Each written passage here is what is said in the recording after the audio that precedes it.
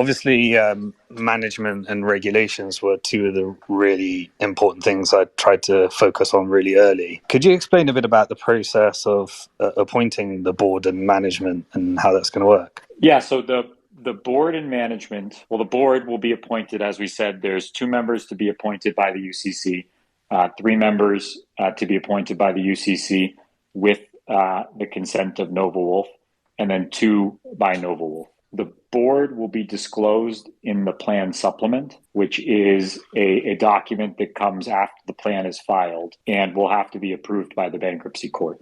So going into the confirmation hearing, everybody will know who the folks to serve on the new board will be. And I believe the plan supplement will be filed before the voting deadline too. So everyone will get a full disclosure of who the board will be.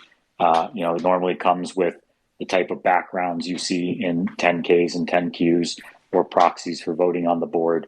And everyone will get the chance to make their determination based off of those of the board composition. Okay, great. Any indication on how the SEC approving this plan? Because I know they're quite hostile to security tokens and they're hostile to the environment at the moment. From my experience, it's taken a minimum of 9 months to get the SEC to approve the security token. Do you think they might fast track in this process? Or? So I think we have a couple things working on our side. As I said before, Provenance is and Figure is the only. I think it's Figure Technologies.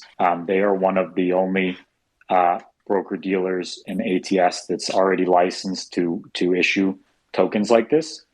We also have the 1145 exemption under the bankruptcy code, which will also provide a lot of fast track. But the SEC, it's not lost on us that the SEC has taken a number of actions against crypto companies. I believe that the debtors have been in discussions with the SEC, and their approval is going to be part, or I'm not sure if it's approval, but those discussions are going to be a part of this process. I don't want to speak out of turn because I'm not having those discussions. I'm not a securities lawyer. And again, we represent the UCC and not the debtors. And so they're the party that's having those discussions. In terms of iterating the plan, is there one shot you put out a disclosure statement and that is the final version and they vote? Or is there an iterative process where things get tweaked? And what is that process? There is a process. You file a plan and you schedule a disclosure statement hearing. In between and up to that disclosure statement hearing, the plan can change. But once you bang the gavel at the disclosure statement hearing, the judge is approving the disclosure statement based off of the plan that is on file.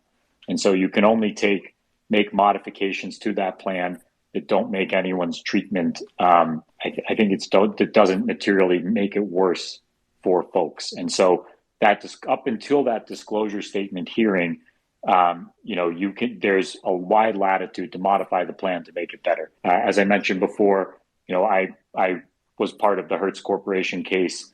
And in that case, we had a very active bidding process where we went back and forth between plan sponsors, and the deal got better and better as we got up to that disclosure statement hearing.